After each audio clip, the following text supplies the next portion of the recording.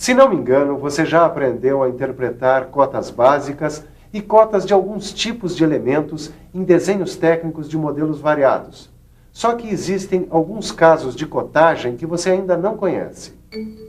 Eu estou falando das peças que apresentam partes arredondadas, partes esféricas, elementos repetitivos ou muito pequenos, elementos oblíquos e elementos cônicos. E a cotagem desses elementos é feita de uma forma especial.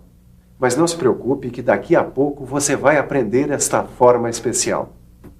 Na teleaula de hoje, você vai aprender a interpretar a cotagem desse tipo de peça e também de peças representadas com encurtamento e seção. Bom, agora chega de conversa porque a nossa teleaula já está começando.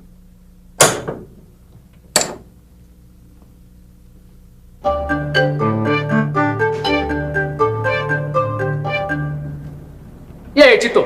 Tá pronto para rever o que a gente aprendeu sobre cotagens especiais? Prontíssimo. Comigo é assim, matéria vista é matéria revista. Aliás, eu tava revendo aqui a cotagem de elementos em arcos de circunferência. Ah, tô lembrando. Geralmente a cotagem de elementos em arcos de circunferência é feita através da medida dos seus raios. É isso mesmo. Mas o Silva me disse outro dia que a maneira de cotar elementos em arcos de circunferência varia conforme as características da peça. Ó, dá uma olhada aqui no livro.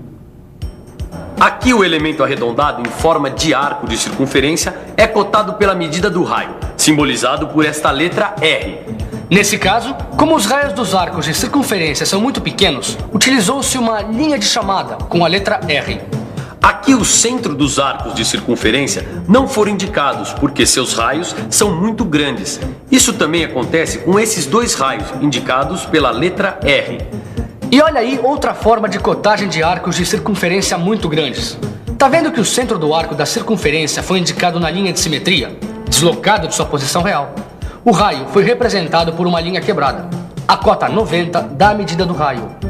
E o Silva me falou que em casos como o desta peça, o centro do arco de circunferência, além de deslocado, fica afastado 12 milímetros da linha de simetria. Esses meninos estão cada dia melhores mesmo, hein? Você podia aproveitar, dar uma mãozinha e mostrar os desenhos técnicos sem cotas básicas. Tá bom. É que às vezes as próprias medidas dos elementos dispensam a indicação das cotas básicas. Isso acontece em geral na representação de peças como esta, que tem partes arredondadas nas extremidades. Precisa falar que essas peças devem ser cotadas de acordo com o seu modo de fabricação. E que aí é importante saber as cotas de centro dos raios e da localização das partes arredondadas. Mas para isso, eu preciso mostrar o desenho técnico da peça. Nele não estão indicadas as cotas de comprimento, largura e altura, que ficam determinadas indiretamente pelas cotas de tamanho e de localização dos elementos. E agora veja como é feita a cotagem de elementos esféricos. Sabe, a cotagem de elementos esféricos como esse é feita com base na medida de seus diâmetros ou de seus raios. Agora dá uma olhada neste desenho. Repare no símbolo indicativo de diâmetro e na abreviatura da palavra esfera. Eles aparecem antes da cota e sobre a linha de chamada. Mas os elementos esféricos também podem ser cotados pela medida de seus raios. Nesta peça, as cotas 18 e 115 indicam os raios dos elementos esféricos. Agora eu tô lembrando, Tito. Oi. A indicação de que se trata de elementos esféricos é dada pela letra R e pela abreviatura ESF ao lado da cota. Certo. Ou pelo símbolo de diâmetro e a abreviatura ESF ao lado da cota. Ótimo. Então que tal a gente continuar os nossos estudos pela cotagem de espaços reduzidos? Por mim, tudo bem. Inclusive, eu estava lendo outro dia que as linhas de cota devem aparecer no seu próprio prolongamento quando os elementos representados no desenho técnico são muito pequenos e o espaço para indicação de cotagem é muito reduzido. Mas é isso que acontece nesse caso aqui, ó. Está vendo como as linhas de cota são interligadas por linhas contínuas estreitas? As setas nas extremidades das linhas de cota tocam as linhas auxiliares, já as cotas podem ser indicadas dentro dos espaços quando couberem. Agora, olha aqui um caso em que o espaço não permite nem mesmo representar as duas setas que indicam os limites da cota. Aí, as setas são substituídas pelo traço oblíquo. Repare que no desenho da esquerda, a cota 3 refere-se à localização do canal e a cota 2 ao comprimento do canal. Mas no desenho da direita, a cota 2 refere-se à profundidade da parte mais estreita do rasgo e a cota 3 à profundidade da parte mais larga do rasgo. Pelo que eu tô vendo, o Silva tem razão, viu? Esses meninos vão longe mesmo. Disso eu não tenho dúvida.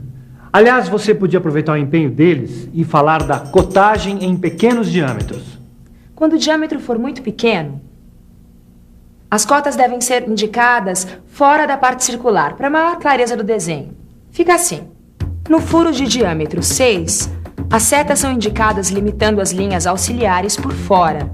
E a cota é inscrita no espaço entre as linhas auxiliares.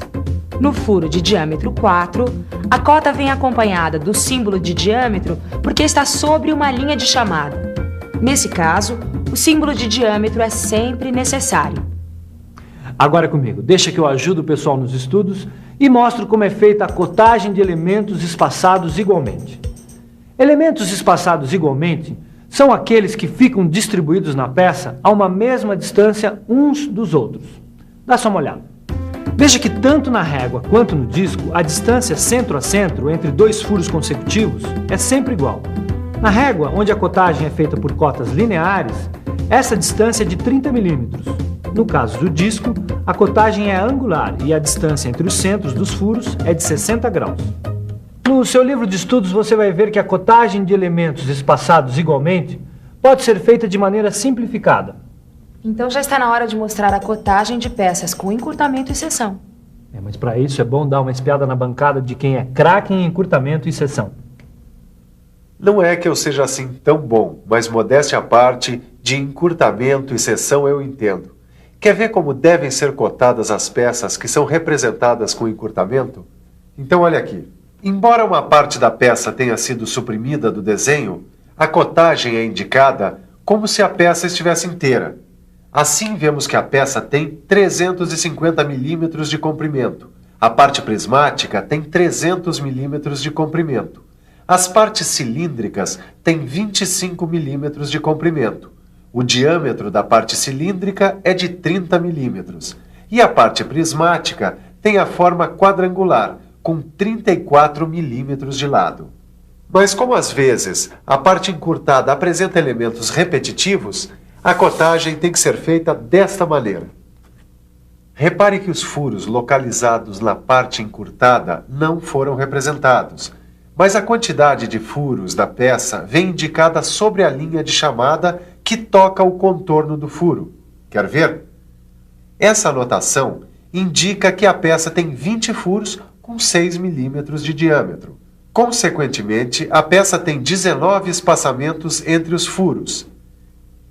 É o que nos informa esta cota, onde 19 representa o número de espaçamentos entre os furos. 18 milímetros representa a distância do centro de um furo ao centro de outro furo consecutivo. E 342 milímetros representa a distância total do centro do primeiro furo ao centro do último furo. A cota 18 aparece repetida entre o primeiro e o segundo furo, para deixar claro que a medida da distância entre os furos é sempre a mesma. A cota 15 indica a localização do primeiro furo em relação à face esquerda da peça. Mas lembra, Caio, que apesar do encurtamento, todas as cotas referem-se aos valores reais da medida da peça. Claro que eu lembro. Só estou com dúvida na representação de algumas peças com encurtamento e seção. Bom, nesse ponto eu acho que eu estou super bem. Ó, dá uma olhada aqui que tem uma peça representada em vista única. Já entendi. A cota 6 indica a espessura da seção, que é a mesma da peça. As outras medidas da peça são comprimento 200 milímetros, altura 19 milímetros, comprimento da parte que sofreu encurtamento 180 milímetros, diâmetro dos furos 5 milímetros, localização dos furos 10 milímetros e finalmente o tamanho do chanfro, que tem o comprimento de 3 milímetros e ângulo de abertura de 45 graus. Boa, Caio. Assim a gente vai longe. Agora dá uma olhada nesse desenho que o Silva me emprestou.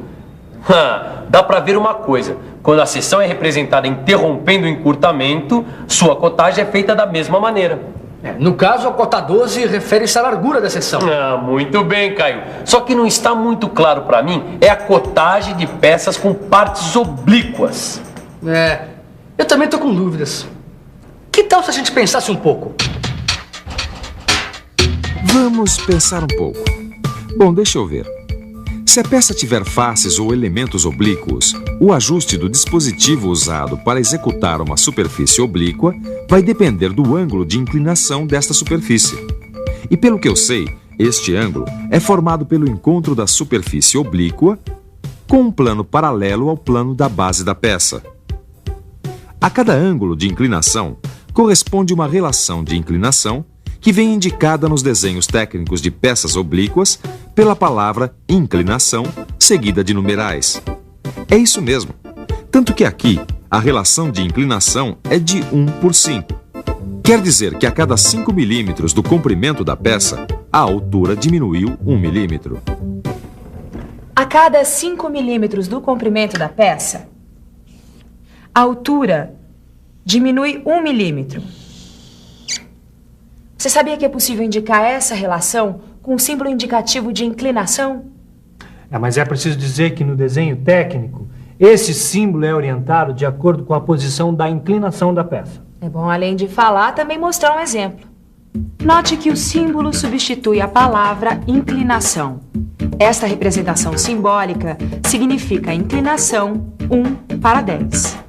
Mas precisa falar que a relação de inclinação pode ser expressa também em porcentagem. Assim, uma inclinação de 1/50 é o mesmo que uma de 2%. Não é prático? Prático e fácil de entender, não é? Aliás, agora que você já conhece a cotagem de peças com partes oblíquas, vai ser muito simples entender a cotagem de peças cônicas ou com elementos cônicos. Nos desenhos técnicos de peças cônicas ou com elementos cônicos, a relação de conicidade deve ser indicada assim. A palavra conicidade é seguida de numerais sobre uma linha de chamada. O numeral que vem antes dos 2 pontos é sempre 1. Aqui, a relação de conicidade é 1/20. No desenho técnico com indicação de conicidade, apenas o diâmetro maior aparece cotado. E do mesmo modo como acontece na inclinação, aqui também existe um símbolo indicativo de conicidade. Será que o Tito e o Caio lembram desse símbolo? Mas é claro que a gente lembra. O símbolo indicativo de conicidade tem essa forma. Inclusive, a gente estava aqui revendo que no desenho técnico, a posição do símbolo depende da inclinação da parte cônica. Viu? Esta representação simbólica significa conicidade 1/5. Para terminar, só falta ver o ângulo de inclinação em peças cônicas. Talvez você já esteja percebendo que a cada relação de conicidade corresponde um determinado ângulo de inclinação e que o ângulo de inclinação equivale à metade do ângulo do cone. Repare só que o ângulo do cone é 30 graus e o ângulo de inclinação é 15 graus.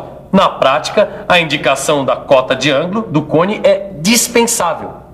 O Silva me falou que a identificação do ângulo de inclinação é necessária para ajustar a posição das ferramentas que executam a inclinação da peça. Por isso, quando no desenho técnico vem indicada a relação de conicidade, é necessário procurar numa tabela apropriada o ângulo de inclinação correspondente. Isso.